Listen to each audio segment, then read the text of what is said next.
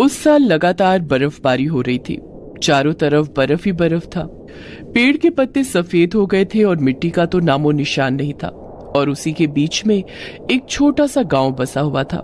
गांव के बीचों बीच मनोहर का घर था। वहां मनोहर उसकी 3 पोतियों के साथ रहता था। इतनी ठंड और बर्फ की वजह से मनोहर घर से नहीं निकल पा रहा था।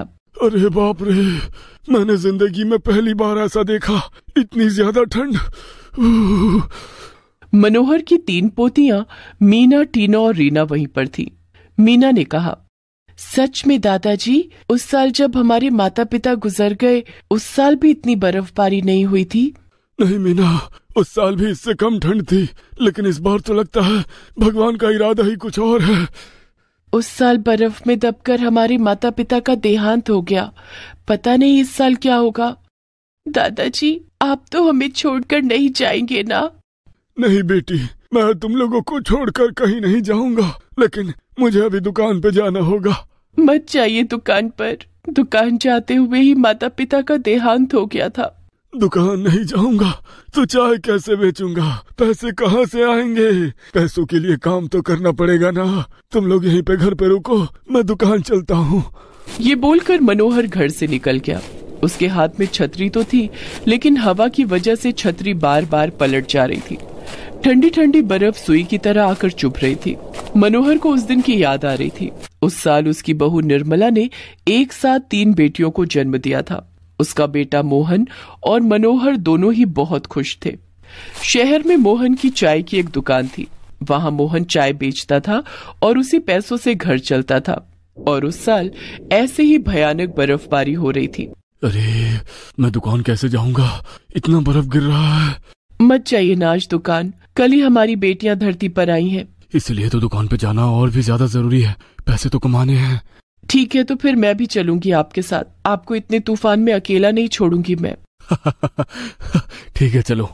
मनोहर की गोद में तीनों बेटियों को रखकर मोहन और निर्मला दोनों दुकान के लिए निकल गए और फिर कभी नहीं लौटे। गांव से शहर पैदल जाने में आधा घंटा लगता था। वो दोनों पैदल चल रहे थे, तभी अचानक से एक भयानक बर्फ का तूफान आया।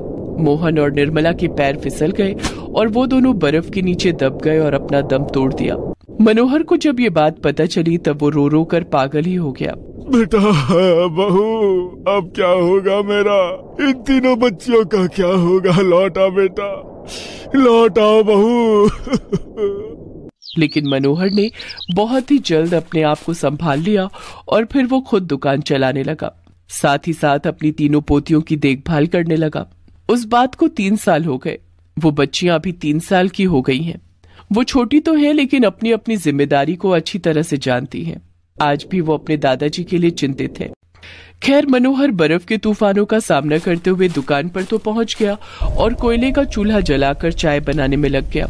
2-3 लोग चाय पीने के लिए भी आए, लेकिन मनोहर की ज्यादा कमाई नहीं हुई। शाम होने से पहले ही लोग घरों के अंदर चले गए, लेकिन मनोहर दुकान पर बैठा रहा। आज तो ठीक से कमाई भी नहीं हुई।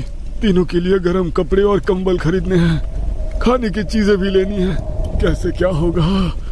थोड़ी देर और बैठ जाता हूँ, शायद कुछ और कमाई हो जाए। और यहीं पर मनोहर ने गलती कर दी। शाम होते ही और तेज बर्फबारी शुरू हो गई और दुकान के चारों ओर बर्फ जमा हो गई। दुकान का गेट फंस गया और मनोहर बाहर नहीं निकल पाया। अरे, कोई मुझे निकालो यहाँ से! अरे निकालो! लेकिन रास्ते पर कोई नहीं था, इसीलिए मनोहर दुकान के अंदर फंस गया। उधर तीनों बच्चियां परेशान होने लगी। दादाजी को तो अब तक आ जाना चाहिए था, लेकिन वो क्यों नहीं आए? मेरा दिल कह रहा है कि कुछ गड़बड़ है, चलकर देखते हैं। तीनों बच्चियां केरोसिन लैंप लेकर निकल गईं। उनके शरीर पर अच्छे स्वेटर नहीं थे।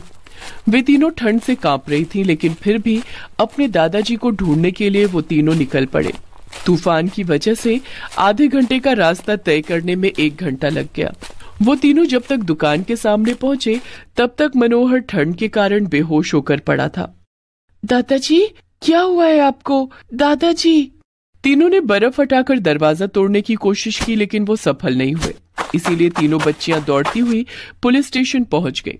पुलिस ने तुरंत दुकान पर जाकर दरवाजा तोड़कर मनोहर को बाहर निकाला और अस्पताल में एडमिट कर दिया। काफी मशक्कत के बाद डॉक्टर को मनोहर की जान बचाने में सफलता मिली। शाबाश बच्चों, तुम लोग अगर सही टाइम पे इन्हें नहीं लाते तो हम इन्हें बचा नहीं पाते। लेकिन ध्यान रखना, अब ये ठंड में घर के बाहर नहीं जा सकते हैं और इन्हें पूरी तरह से ठीक करने के लिए हर रोज ये दवाई देनी होगी। लेकिन ये दवाई तो बहुत महंगी है। हाँ बेटी, इस दवाई के बिना तुम्हारे दादाजी जिंदा नहीं रह पाएंगे। तीनों बच्चियां अपने दादाजी को लेकर घर चली गईं। मनोहर रोने लगा। खत्म हो गया, सब कुछ खत्म हो गया, मैं दुकान पे भी नहीं जा सकता। दुकान पर जाकर कोई फायदा नहीं है दादाजी, दुकान टूट गई है। हे भगवान, घर में खाना नहीं है, गर्म कपड़े नहीं है, कंबल नहीं है, ऊपर से मेरी ये दवाई। मीना, टीना, रीना, मुझे भगवान के पास जाने दे, मैं बस एक बोझ हूँ यहाँ, बोझ। नहीं दादाजी, ये क्या बोल रहे हो आप ही सब कुछ हो हमारे लिए। हाँ दादाजी, हम कुछ न कुछ इंतजाम कर लेंगे। मनोहर गर्म पानी पीकर सो गया। तीनों बेटियां प्लान करने लगी। कुछ भी करके हमें पैसों का इंतजाम करना होगा, लेकिन कैसे? इस वक्त हमें कौन काम देगा और कौन से काम करेंगे हम? कुछ भी जो हमें मिल जाए। फिलहाल तो शहर जाकर काम ढूंढना होगा। तीनों बच्चियां शहर जाकर काम ढूंढने लगी, लेकिन इतनी ठंड में किसी ने उन लोगों के लिए घर का दरवाजा तक नहीं खोला। वो तीनों घर घर जाकर कहने लगे, कुछ काम मिलेगा क्या मालिक? कोई भी काम? काम? अभी इतनी ठंड में? घर जाकर आराम कर बेटी। हर कोई आराम नहीं कर सकता है चाचा, ये पापी पेट नहीं मानता है ना। ऐसे ही 2-3 दिन तक तीनों काम ढूंढते रहे। उन लोगों के पास और एक ही हफ्ते का पैसा बचा हुआ था। शाम को तीनों लौट आई तो मनोहर ने कहा, काम मिला बेटी? नहीं दादाजी, कोई भी काम देने को तैयार ही नहीं है। सुनो बेटी, इस वक्त लोगों को सबसे ज्यादा किस चीज की जरूरत है? ठंड से बचने की और खाने की।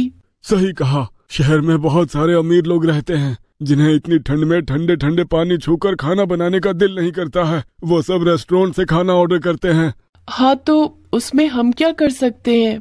इन दिनों तुम तीनों ने बहुत अच्छा खाना बनाना सीख लिया है, क्यों ना शहर में तुम लोग एक रेस्टोरेंट खोल लो और वहाँ से गर्मा गर्म खाना लोगों के घर तक पहुँचा दो। ये तो बहुत अच्छा आइडिया है, लेकिन रेस्टोरेंट बनाने के लिए बहुत सारे पैसे चाहिए, वो कहाँ से आएगा? हाँ, ये बात भी है। खाना बनाने का सामान तो है घर पे, उससे काम चल जाएगा, लेकिन रेस्टोरेंट कैसे बनेगा? चाय की दुकान भी टूट गई है। वो लोग चिंता में पड़ गए। मीना ने फैसला किया कि वो लोग शहर में भीख मांगेंगे। यही सोचकर अगले दिन तीनों शहर चले गए। भगवान के नाम पर कुछ पैसे दे दो, भगवान तुम्हारा भला करेगा, बहुत भूखे हैं हम, पैसे दे दो न साहब। लेकिन ये शहर बड़ा जालिम है। कहते हैं शहरों में पैसे हवा में उड़ते हैं, बस छलांग लगाकर पैसों को मुट्ठी में लेना होता है। लेकिन छलांग मारने के लिए पैर में शक्ति भी तो चाहिए। इतनी सी बच्चियों में कहाँ इतनी शक्ति थी, लेकिन बच्चियां हार मानने वालों में से नहीं थी। मीना ने देखा कोई अमीर बच्चा बर्फ से छोटा सा एक घर बना रहा है, और वो देखकर अचानक से उसके दिमाग की बत्ती जल गई। अरे वो देखो, वो बच्चा बर्फ से घर बना रहा है। हाँ, तो हम भी बर्फ से रेस्टोरेंट बना सकते हैं ना? अरे हाँ, ये आइडिया तो पहले नहीं आया। इतनी सारी बर्फ है यहाँ, चलो काम पर लग जाते हैं। तीनों बच्चियां बर्फ से बड़ा सा घर बनाने में लग गई और कुछ घंटे कड़ी मेहनत के बाद तीनों ने एक बड़ा सा घर बना लिया। ये रहा हमारा बर्फ रेस्टोरेंट। लेकिन इसके अंदर आग जलाने से बर्फ पिघल तो नहीं जाएगी? नहीं, यहाँ ठंड इतनी है कि बर्फ पिघलते हुए नई बर्फ आकर जमा हो जाएंगी। और ये आइडिया काम कर गया। तीनों उस बर्फ रेस्टोरेंट के अंदर खाना बनाकर लोगों के घरों में डिलीवर करने लगी, और इतनी ठंड में अपने दरवाजे पर गर्मा गर्म खाना पाकर अमीर लोग खुश हो गए और एक्स्ट्रा टिप भी देने लगे।